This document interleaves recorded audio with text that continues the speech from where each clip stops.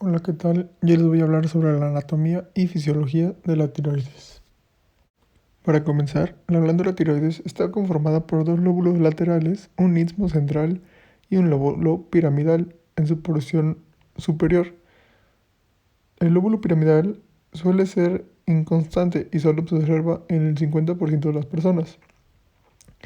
La tiroides está localizada en la porción anterior del cuello, que va desde la quinta vértebra cervical hasta la primera torácica, y dentro del triángulo muscular del cuello, sostenida en el cartílago de la tiroides.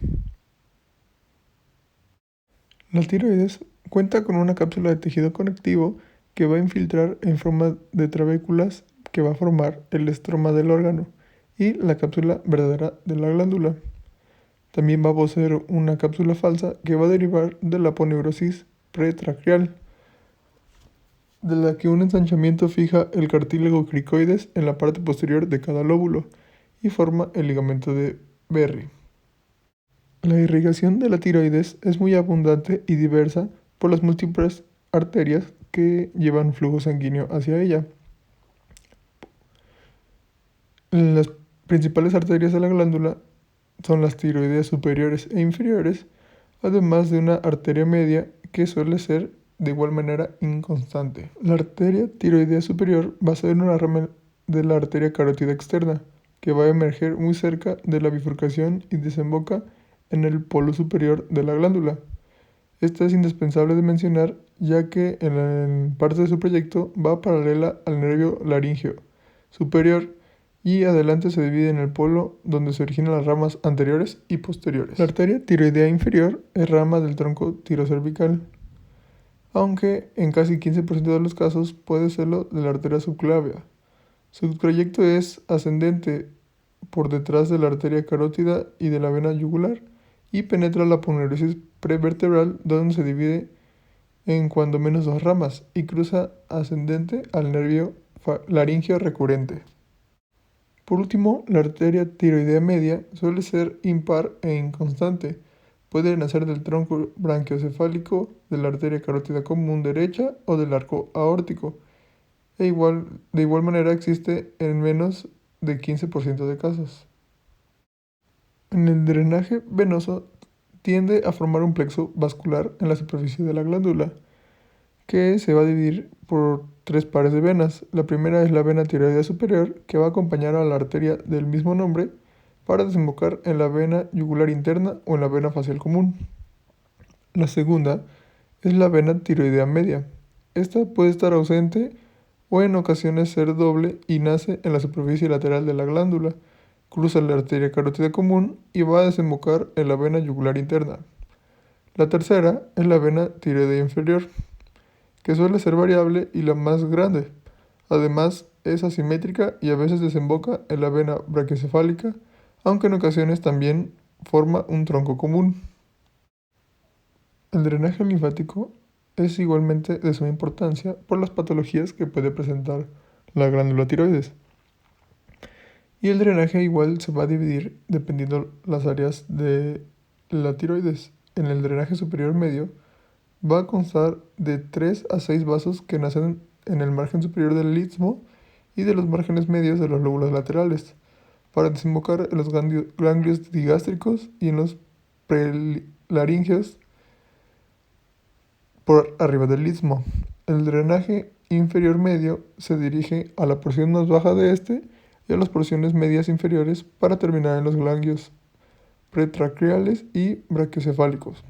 Los drenajes laterales izquierdo y derecho nacen del borde lateral de cada lóbulo. Siguen junto con la arteria y venas superiores hacia la vena carotidia para llegar a los ganglios linfáticos de cadena yugular interna. Y el drenaje posterior nace en las superficies medial y superior de los lóbulos laterales, para drenar a los ganglios cercanos del nervio laríngeo recurrente. La inervación de la glándula tiroides va a ser de dos tipos: la simpática, que proviene del nervio simpático cervical, y la parasimpática, que va a provenir de los nervios laríngeo superior y laríngeo recurrente, ambos procedentes del nervio vago, dividiéndose en sus porciones derecha e izquierda. La inervación va a ser importante ya que el sistema vasomotor va a estar regulado por esta y a través de este la irrigación de la glándula. La formación y la acción de las hormonas tiroideas van a implicar procesos metabólicos del yodo y mecanismos de formación hormonal, lo que sucede dentro y fuera de la glándula tiroides. Esto culmina en la producción de la tiroxina y la tiroyodotironina. La producción de las hormonas tiroideas va a estar regulada por la retroalimentación negativa, principalmente con los valores de T4 y T3 que van a influir en la producción y acción de la TRH y la TSH, y también por la acción de las desyodasas, que van a ser enzimas que ayudan a la conversión periférica de tiroxina a triyodotironina. Es importante mencionar que el requerimiento mínimo para una adecuada función de la glándula tiroidea es necesario 50 microgramos al día de yodo, pero hay recomendaciones de acuerdo a grupos de edad, embarazo y lactancia. El yodo y los yoduros se van a absorber en el tubo digestivo e incluso en la piel, mucosas y pulmones, y se va a distribuir en el líquido extracelular. En el líquido extracelular se puede tener una concentración de hasta 1 microgramo por decilitro. Ahí va a servir de reserva y el resto lo van a captar las células foliculares, y en la glándula tiroides se va a poder almacenar hasta 8000 microgramos con un recambio muy lento de tan solo 1% por día. El yodo va a pasar de célula folicular al folículo, donde se va a unir a la tirosina y a la tiroglobulina. Y por último, el yodo se va a excretar por el riñón en un 95%, y el resto por el hígado, el intestino, la piel, pulmones, leche y saliva. La producción de hormonas tiroideas, como les había dicho, va a estar regulada por dos vías: por la retroalimentación negativa, de acuerdo a las hormonas tiroideas, y por la acción de las desyodasas, que van a afectar, que se pueden afectar por el ayuno, la cirugía, los glucocorticoides, la diabetes mellitus y diversos estados de estrés. En cuanto a la retroalimentación, es importante saber que la hormona liberadora de tirotropina, TRH, va a estar producido en el núcleo paraventricular y en la eminencia media del hipotálamo, cuyas células tienen desyodasa tipo 2 para convertir de T4 a T3.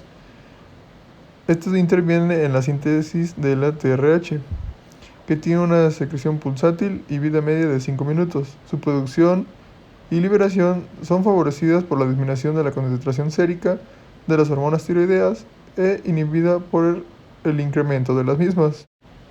Su efecto principal va a ejercer sobre las células tirótropas, a las que se unen a través de un receptor de la hipófisis anterior para la síntesis y liberación de la hormona estimulante de la tiroides. Además, tiene un efecto estimulante en la secreción de prolactina y hormona de crecimiento. La producción y liberación de TSH es por acción de la TRH, como les había mencionado, o disminución de concentración de T3 y T4. Su inhibición puede ser por el incremento de estas. Entonces, así es como entendemos la retroalimentación negativa.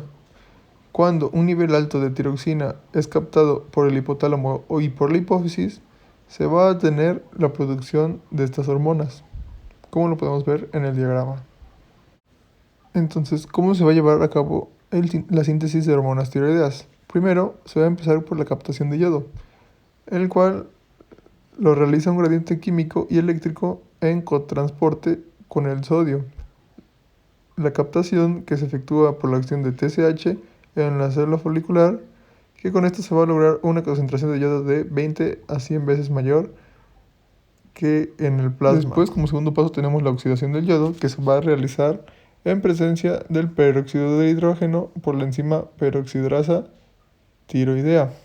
Antes del tercer paso, que es el acoplamiento, hay un proceso de organificación de la peroxidasa oxidada, que participa luego en la yodación de los residuos tirosilo de la tiroglobulina, y los grupos tirosilo unidos a la tiroglobulina forman monoyodotirosina, y al unirse con un grupo igual se produce diyodotirosina. que se unen entre sí hasta generar las hormonas tiroideas T3 y T4 que van a tener actividad biológica. Por cuarto punto tenemos la proteólisis. En este proceso las hormonas tiroideas unidas a la tiroglobulina se almacenan en el coloide e ingresan a la célula folicular en pequeñas vacuolas. En este proceso interviene la megalina, una lipoproteína de baja densidad que se expresa en la parte apical del tirocito y se concentra en el coloide, en donde se une la tiroglobulina. Así entran a la célula folicular, donde actúan las enzimas lisosomales, las vacuolas se digieren, se liberan las hormonas y unas moléculas de tiroglobulina continúan unidas a la megalina que migran, al igual que las hormonas, hacia la membrana basal, donde se secretan al torrente circulatorio. Como quinto paso tenemos el recambio de yodo.